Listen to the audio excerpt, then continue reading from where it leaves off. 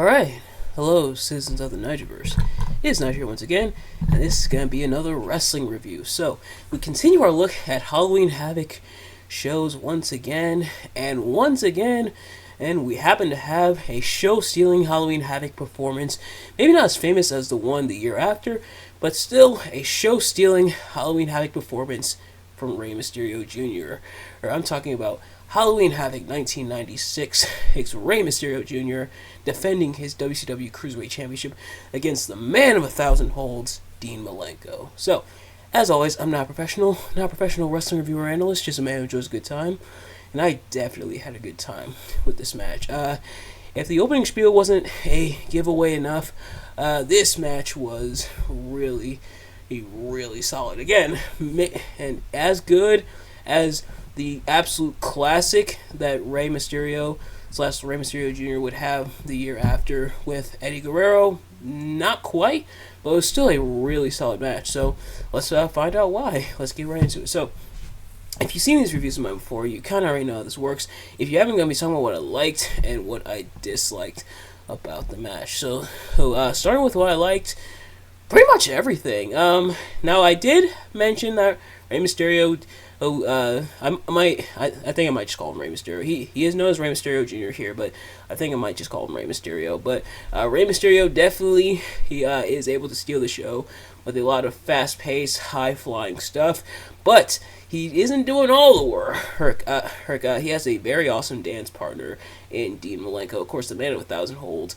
Someone who a lot of people think is a very underrated wrestler, and I tend to agree. I haven't seen a lot of his body work, but the stuff I have seen, such as this match and one or two other things I've seen him in, one or two other matches I've seen him in, and pretty solid, like a pretty solid technical worker, and yeah, so.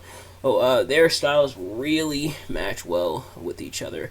Or sometimes contrasting styles might not work out, but I think in this case it really does because Dean Malenko for the most part is able to match up with the fast pace of Rey Mysterio, and Rey Mysterio definitely. He sells and makes Dean look good. Dean using a lot of like grapples and holds and submissions and stuff, which apparently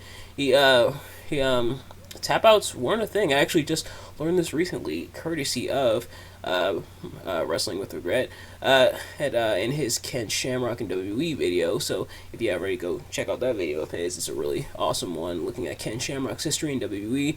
Apparently tap outs weren't a thing yet.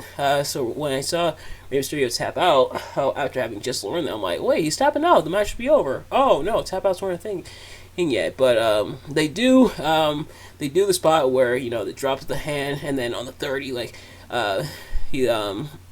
the third Rey recovers. They actually do that spot twice in the same match, which if you can believe it. But still a really solid, really fun match. Had a lot of like fast pace, a lot of high flying moves, especially with Rey Mysterio. Like a lot of the stuff that he and a lot of the other luchadors were doing at the time, stuff that would really become a lot more commonplace as the years went on, and really bringing that style to WCW, which is why a lot of people loved the Cruiserweight division in WCW, because some of the stuff that these guys would get up to was phenomenal. Well, and Rey and Dean have been feuding up to this point, and again, and another Rey Mysterio feud involving his mask. Apparently, the mask had been stolen, and by Dean Malenko. Man, what's it with people and stealing Rey Mysterio's mask? So, Rey actually finds the mask, because I guess I did unfortunately skip the entrances. Normally I tend to do so, kind of focus on the match itself, unless it's like a very memorable entrance. But maybe I should stop doing that, because the mask is there that Rey Mysterio had, like the one that was stolen. So he takes off the mask that he does have and then puts that other mask on. So that was a nice, neat little tidbit there as well. Kind of to further the story between the two, but yeah, just great, phenomenal action. Dean Malenko ultimately picking up the win over Rey here with the power bomb, a gut wrench power bomb off the top rope, which it's definitely looked really solid in order to pick up the win. Just a fantastic match, and yeah, like I mentioned, and no amount of words is really gonna do this match justice, but yeah, that's really great stuff. Like the fact that they're able to work so well with each other, the fact that Rey is able to put on another banger at Halloween Havoc. I guess Rey is the king of Halloween Havoc matches between this one and '97. The match against Eddie Guerrero, which I actually reviewed that last year here. Rey versus Eddie at Halloween Havoc. At least I believe it was last year. So if you haven't already, go check out that review. It's on the channel. But yeah, so just really solid contest between the two. And if I did have to nitpick a little bit, probably like Rey changing into the mask did kind of slow the match down a tiny bit, but that really really doesn't damper the match in the grand scheme of things. It's really solid. Go check this match out if you haven't already. If you have already, go check it out again, and because it is really good. And you know what? While you're at, check out Rey's match against Eddie Guerrero at Halloween Havoc '97, and the mask versus title match. He had back-to-back awesome Halloween Havoc matches from Rey Mysterio. But like I said, this one not quite as good as that other one, but he still did really well. Rey did really well. Dean Malenko did really well. They really fought, and they put over not just in the ring, but on commentary. Like the excuse me.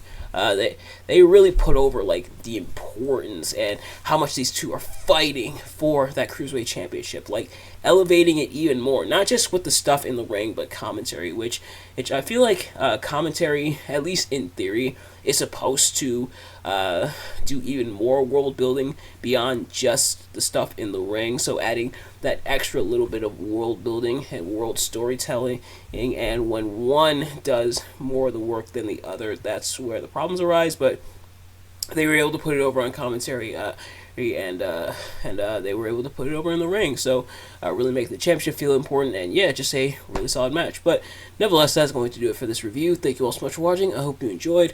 If you did, please do me a favor: like, comment, subscribe, share with your friends, turn on post notifications so you know every time I upload a video, so you can see as soon as it drops.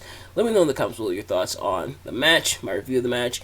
Did you dislike the match? Did you dislike my review of the match? Let me know. Thank you all so much for watching. I will see you guys later. Peace.